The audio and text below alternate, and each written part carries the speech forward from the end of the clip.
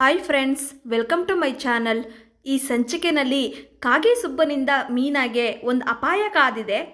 ಯಾವ ಕಾರಣಕ್ಕೆ ಕಾಗೆ ಸುಬ್ಬ ಮೀನಾಗೆ ತೊಂದರೆ ಕೊಡ್ತಾನೆ ಅಂತ ತಿಳ್ಕೊಬೇಕಾದ್ರೆ ದಯವಿಟ್ಟು ಈ ಸಂಚಿಕೆನ ಎಲ್ಲೂ ಸ್ಕಿಪ್ ಮಾಡದೆ ಪೂರ್ತಿ ನೋಡಿ. ಹಾಗೆ ನಮ್ಮ ಚಾನಲ್ಗೆ ಇನ್ನೂ ಸಬ್ಸ್ಕ್ರೈಬ್ ಆಗಿಲ್ಲ ಅಂದರೆ ದಯವಿಟ್ಟು ಈಗಲೇ ಸಬ್ಸ್ಕ್ರೈಬ್ ಆಗಿ. ಹಾಗೆ ಈ ವಿಡಿಯೋ ನಿಮ್ಗೆ ಇಷ್ಟ ಆದರೆ ಒಂದು ಲೈಕ್ ಕೊಡಿ. ಇಲ್ಲಿ ಚೇತನ್ ಅವ್ರ ಅಪ್ಪ ಅಮ್ಮ ಷಷ್ಠಿ ಪೂರ್ತಿಯಲ್ಲಿ ಮೀನಾ ಮತ್ತು ಸೂರ್ಯ ಊಟ ಕೂತಿರ್ತಾರೆ. ಆಗ ಯಾರೋ ಒಬ್ಬರು ಊಟ ಚೆನ್ನಾಗಿಲ್ಲ ಅಂತ ಜಗಳ ತೆಗಿತಾರೆ. ಅದನ್ನು ಸೂರ್ಯ ತಡೆಕೋದಾಗ ಸೂರ್ಯಂಗೆ ಎಲ್ಲರೂ ಹೊಡೆದು ನಮ್ಮ ಕುಟುಂಬದಲ್ಲಿ ತಲೆ ಹಾಕಕ್ಕೆ ನೀನ್ಯಾರೋ ಅಂತ ಸೂರ್ಯನ ಹೊಡೆದು ಇಲ್ಲಿಂದ ಕಳಿಸ್ಬಿಡ್ತಾರೆ. ಈಗ ಮೀನಾ ಸೂರ್ಯ ಇಬ್ಬರು ಮನೆಗೆ ಬರ್ತಾರೆ. ರೀ ಊಟಕ್ಕೆ ಕೊಡ್ಲಾ ಅಂತ ಹೇಳಿದಾಗ ಸೂರ್ಯ ಹಾಂ ಇಕ್ಕೊಡು, ಅಲ್ಲಿ ಊಟ ಮಾಡೋಕ್ಕಾಗ್ಲಿಲ್ವಲ್ಲ, ಹೊಟ್ಟೆ ಎಸ್ತಿದ್ದೆ ಅಂತ ಹೇಳಬೇಕಾದ್ರೆ ಇಲ್ಲಿಗೆ ರಂಗನಾಥ್ ಅವರು ಬರ್ತಾರೆ. ಏನರಪ್ಪ ಇಷ್ಟು ಬೇಗ ಬಂದ್ಬಿಟ್ರಾ, ಫಂಕ್ಷನ್ ಹೇಗಿತ್ತು ಅಂತ ಹೇಳಿದಾಗ ಮೀನಾ ಏನು ಕೇಳ್ತೀರ ಮಾವ, ಜನ ಅಂದರೆ ಜನ, ಫುಲ್ಲು ಜನ. ಅಲ್ಲಿ ನಿಮ್ಮ ಮಗಂಗೆ ಎಷ್ಟು ರಾಜ ಮರ್ಯಾದೆ ಗೊತ್ತಾ ಮಾವ, ನನ್ನ ಫ್ರೆಂಡು ನನ್ನ ಕುಚುಕು ಅಂತ ಎಲ್ಲರೂ ತಬ್ಕೊಂಡು ಹೊಗಳಿದ್ದೆ ಅಂತ ಹೇಳಿದಾಗ ರಂಗನಾಥ್ ಅವರು ಓ ಹೌದಾ, ಹಾಗಾದರೆ ಫಂಕ್ಷನು ಗ್ರ್ಯಾಂಡಾಗೇ ಆಗಿರಬೇಕು. ಹೌದಮ್ಮ ಮೀನಾ, ಒಂದೊಂದು ಸಲ ನಮ್ಮ ಫ್ಯಾಮಿಲಿಯವರು ಕೂಡ ಅಷ್ಟೊಂದು ಮರ್ಯಾದೆ ಕೊಡಲ್ಲ, ಸ್ನೇಹಿತರು ಅಷ್ಟೊಂದು ಮರ್ಯಾದೆ ಕೊಡ್ತಾರೆ. ಚೇತನ ನಮ್ಮ ಸೂರ್ಯಂಗೆ ಚಿಕ್ಕ ವಯಸ್ಸಿಂದ ಫ್ರೆಂಡು, ಅವನು ಇವನನ್ನ ಚೆನ್ನಾಗೇ ನೋಡ್ಕೊತಾನೆ ಬಿಡಮ್ಮ ಅಂತ ಹೇಳಿದಾಗ ಮೀನಾ ಹೌದು ಮಾವ, ಆ ರಾಜ ಮರ್ಯಾದೆನ ಏನು ಕೇಳ್ತೀರಾ, ತುಂಬ ಚೆನ್ನಾಗಿತ್ತು ಫಂಕ್ಷನ್ನು ಅಂತ ಹೇಳಿದಾಗ ಸೂರ್ಯಗೆ ಬೇಜಾರಾಗುತ್ತೆ.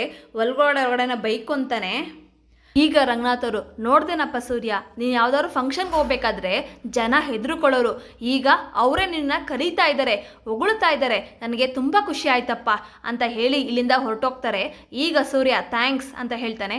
ಆಗ ಮೀನಾ ಯಾಕೆ ಈಗ ಸೂರ್ಯ ಅಪ್ಪನ ಹತ್ರ ನಡೆದಿದ್ದ ವಿಷಯ ಎಲ್ಲ ಹೇಳಲಿಲ್ವಲ್ಲ ಅದಕ್ಕೆ ಅಂತ ಹೇಳಿದಾಗ ಮೀನಾ ನಾನು ಆಗಲೇ ಹೇಳಿಲ್ವಾ ನಮ್ಮ ಕುಟುಂಬದ ಮರ್ಯಾದೆ ಉಳಿಸೋಕೆ ನಾನು ಬರ್ತಾ ಇರೋದು ಅಂತ, ಯಾರ್ಯಾರ ಹತ್ರನೋ ಸುಮ್ಮನೆ ಒಡ್ಸ್ಕೊಳ್ಳೋಂಗಾಯ್ತು, ನಾನು ಕುಡ್ದಿರ್ಲಿಲ್ಲ, ಕುಡ್ದಿದ್ರೆ ಎಲ್ಲರಿಗೂ ನಾಲ್ಕು ಬಿಟ್ಟೇ ಬರ್ತಾ ಇದ್ದಿದ್ದು ಅಂತ ಹೇಳಿದಾಗ ಮೀನಾ ರೀ ನೀವು ಯಾರಿಗಾದ್ರೂ ದುಡ್ಡು ಕೊಡಬೇಕಾದ್ರೆ ಅವ್ರು ಹೇಗೆ ಖರ್ಚು ಮಾಡ್ತಾ ಇದ್ದಾರೆ, ಯಾವುದಕ್ಕೆ ಖರ್ಚು ಮಾಡ್ತಾ ಇದ್ದಾರೆ ಅಂತ ನೋಡ್ಕೊಂಡು ಕೊಡಬೇಕು, ಸುಮ್ಮನೆ ಕೊಟ್ಟರೆ ಹೀಗೆ ಆಗೋದು ಅಂತ ಮೀನಾ ಅಡುಗೆ ಮನೆಗೆ ಹೋಗ್ತಾಳೆ.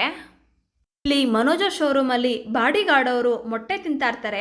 ಅದನ್ನು ನೋಡಿ ಮನೋಜ್ ಅವರು ನೋಡು ರೋಹಿಣಿ ಮುದ್ದೆ ಅನ್ಕೊಂಡ್ಬಿಟ್ಟಿದ್ದಾನೆ ಮೊಟ್ಟೆನ, ಎಷ್ಟು ಮೊಟ್ಟೆ ತಿಂತಾನೆ, ದಿನಕ್ಕೆ 500 ಮೊಟ್ಟೆ ತಿಂತಾನೆ ಅನಿಸುತ್ತೆ.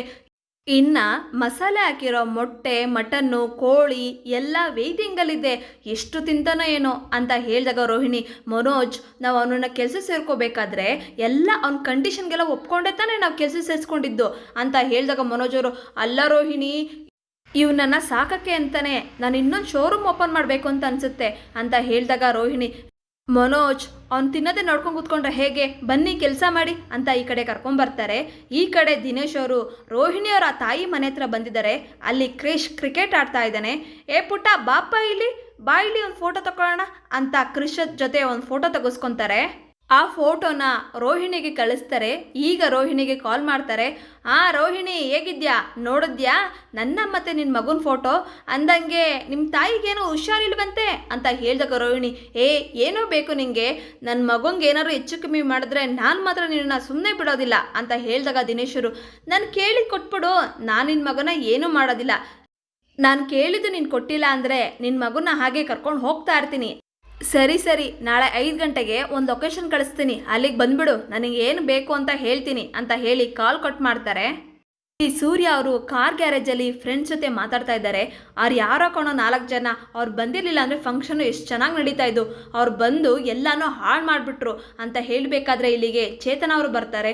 ಸೂರ್ಯ ಸಾರಿ ಕಣೋ, ನೆನ್ನೆ ಹಾಗೆಲ್ಲ ಆಗೋಯ್ತು, ಅದಕ್ಕೆ ಹೇಳಿದ್ರು ನಾವು ನಮಗೋಸ್ಕರ ಏನು ಬೇಕಾದ್ರೂ ಮಾಡ್ಕೊಬೇಕು, ಬೇರೆಯವ್ರಿಗೋಸ್ಕರ ಅಲ್ಲ ಅಂತ, ಆದರೆ ನಾನು ಅದನ್ನು ಕೇಳಲಿಲ್ಲ. ನಮ್ಮ ಅಕ್ಕನೂ ಎಷ್ಟೋ ಸಲ ಬಡ್ಕೊಂಡ್ಲು ಕಣೋ, ದುಡ್ಡು ಖರ್ಚು ಮಾಡಬೇಡ ಅಂತ, ಆದರೆ ನಾನು ಅದನ್ನು ಕೇಳಲಿಲ್ಲ. ನಾನು ನನ್ನ ಸಂಬಂಧಿಕರ ಮಧ್ಯೆ, ನನ್ನ ಆಡ್ಕೊಳ್ಳೋರ ಮಧ್ಯೆ ಚೆನ್ನಾಗಿರಬೇಕು, ಫಂಕ್ಷನ್ ಚೆನ್ನಾಗಿ ಮಾಡಬೇಕು ಅಂತ ನಿನ್ನ ಹತ್ರ ಸಾಲ ಮಾಡಿ ದುಡ್ಡಿಸ್ಕೊಂಡೆ, ಆದರೆ ನನ್ನ ಸಂಬಂಧಿಕರೇ ನನ್ನನ್ನು ಈ ರೀತಿ ಹೀಯಾಳಿಸ್ಬಿಟ್ರು, ನನಗೆ ಅವಮಾನ ಮಾಡಿಬಿಟ್ರು. ಆದರೆ ನಿನ್ನಂಥ ಸ್ನೇಹಿತ ಒಬ್ಬ ಇದ್ರೆ ಸಾಕು ಕಣೋ, ನನ್ನ ಜೀವನನೇ ಸಾರ್ಥಕ ಆಗೋಗುತ್ತೆ. ಸೂರ್ಯ ಏನು ಅನ್ಕೊಂಬೇಡ ಕಣೋ, ನೋಡು ಈ ಕವರಲ್ಲಿ ಬಂದಿದ್ದ ಮುಯ್ ದುಡ್ಡೆಲ್ಲ ಇದೆ, ಇದರಲ್ಲಿ ಎಷ್ಟಿದೆ ಅಂತ ನನಗೆ ಹೇಳಿಸಿಲ್ಲ, ಮನೆಗೋಗಿ ಹೇಳ್ಸಿ ಎಷ್ಟು ಕೊಡಬೇಕು ಹೇಳು, ಮಿಕ್ಕಿದ್ದನ್ನ ಕೊಟ್ಬಿಡ್ತೀನಿ ಅಂತ ಹೇಳಿದಾಗ ಸೂರ್ಯ, ಇದು ನಿನಗೆ ಬೇಕಲ್ವ ಇಟ್ಕೊಳ್ಳೋ ಅಂತ ಹೇಳಿದಾಗ ಚೇತನ್ ಅವರು, ಇಲ್ಲ ಸೂರ್ಯ, ನೀನು ದುಡ್ಡು ಕೊಟ್ಟಾಗ ನಾನು ತಗೊಂಡೆ ತಾನೆ, ಇದನ್ನು ನೀನು ತಗೊಳ್ಳೇಬೇಕು ಅಂತ ಹೇಳಿದಾಗ ಸೂರ್ಯ ಆ ಕವರ್ನ ಇಸ್ಕೊತಾನೆ. ಚೇತನ, ಮತ್ತೆ ನಿನ್ಗೇನೋ ದುಡ್ಡು ಬೇಕು ಅಂದರೆ ಈ ಸೂರ್ಯನೇ ಕೇಳಬೇಕು ನೀನು ಅಂತ ಹೇಳಿದಾಗ ಚೇತನ್ ಅವರು ಸರಿ ಅಂತ ಹೇಳ್ತಾರೆ. ಈಗ ಸೂರ್ಯ ಅವರು ಆ ದುಡ್ಡನ್ನು ತಗೊಂಡು ಮನೆಗೆ ಬರ್ತಾರೆ.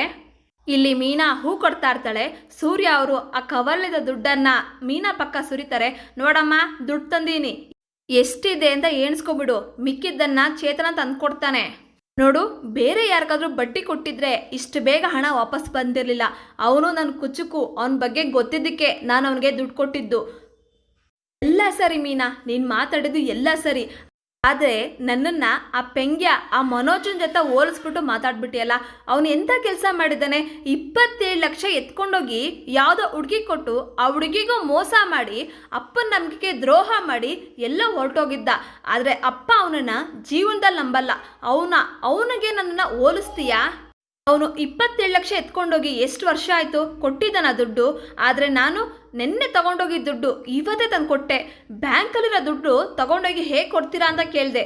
ಆದರೆ ಈ ರೀತಿ ಕೇಳಿದ್ದು ನೀನು ಸರಿನಾ ಹೇಳಿದಾಗ ಮೀನಾ, ಆ ಕೋಪದಲ್ಲಿ ಏನೋ ಮಾತಾಡ್ಬಿಟ್ಟೆ, ನೀವು ಎಷ್ಟು ಹೇಳಿದ್ರು ನನ್ನ ಮಾತು ಕೇಳಲಿಲ್ವಲ್ಲ, ಅದಕ್ಕೆ ಕೋಪದಲ್ಲಿ ಆ ರೀತಿ ಮಾತಾಡ್ಬಿಟ್ಟೆ, ಸಾರಿ ರೀ ಅಂತ ಹೇಳಿದಾಗ ಸೂರ್ಯ, ನೋಡಮ್ಮ, ರೂಮ್ ಕಟ್ಟಬೇಕು ಅಂತ ನನಗೂ ಗೊತ್ತು, ಅದಕ್ಕೆ ಅವಶ್ಯಕತೆ ಏನಿದೆಯೋ ಅದನ್ನೆಲ್ಲ ಮಾಡೋಣ, ಸಾಲಿಲ್ಲ ಅಂದರೆ ಹೊಂಚೋಣ, ಆದರೆ ನೀನು ನನ್ನ ಬಗ್ಗೆ ಈ ರೀತಿ ಮಾತಾಡಬೇಡ ಅಂತ ಮೀನಾಗೆ ಬುದ್ಧಿವಾದ ಹೇಳ್ತಾರೆ. ಈಗ ಮೀನಾ ಕಾಗೆ ಸುಬ್ಬ ಅವರ ಆಫೀಸಿಗೆ ಬರ್ತಾರೆ. ಕಾಗೆ ಸುಬ್ಬ, ನನ್ನ ತಮ್ಮನ ಸವಾಸ ಯಾಕೆ ಮಾಡ್ತಾ ಇದ್ಯಾ? ನಿನ್ನಿಂದಾಗಿ ಇವತ್ತವನು ಸಿಗರೇಟ್ ಸೇದೋದು ಕಲ್ತಿದ್ದಾನೆ ಅಂತ ಹೇಳಿದಾಗ ಕಾಗೆ ಸುಬ್ಬ ನಗ್ತಾನೆ. ಅವನ ಜೀವನನೇ ಹಾಳು ಮಾಡ್ತಾ ಇದ್ಯಾ, ಅವನ ಜೊತೆ ನೀನು ಏನಾದ್ರು ಮತ್ತೆ ಸೇರಿದ್ರೆ ಸರಿ ಇರೋದಿಲ್ಲ ಅಂತ ಮೀನಾ ಹೊಡೆಯಕ್ಕೆ ಹೋಗ್ತಾಳೆ. ಆಗ ಕಾಗೆ ಸುಬ್ಬಾಗೆ ಕೋಪ ಬರುತ್ತೆ. ಏನು ಅನ್ಕೊಂಡಿದ್ಯಾ? ಫ್ರೆಂಡ್ ಅಕ್ಕ ಅಂತ ಮರ್ಯಾದೆ ಕೊಟ್ಟರೆ ಮರ್ಯಾದೆ ಇಲ್ದಂಗೆ ಮಾತಾಡ್ತೀಯಾ? ಇನ್ಮೇಲೆ ಫ್ರೆಂಡ್ ಅಕ್ಕ ಅಂತ ನೋಡೋದಿಲ್ಲ, ಹೋಗೆಲೆ ಅಂತ ಮೀನನ್ನ ತಳ್ಳಿಬಿಡ್ತಾನೆ. ಮೀನಾ ಹೋಗಿ ಗೋಡೆಗೆ ಬೀಳ್ತಾಳೆ. ಇದರಿಂದ ಮೀನಾ ತಲೆಗೆ ಪೆಟ್ಟಾಗತ್ತೆ.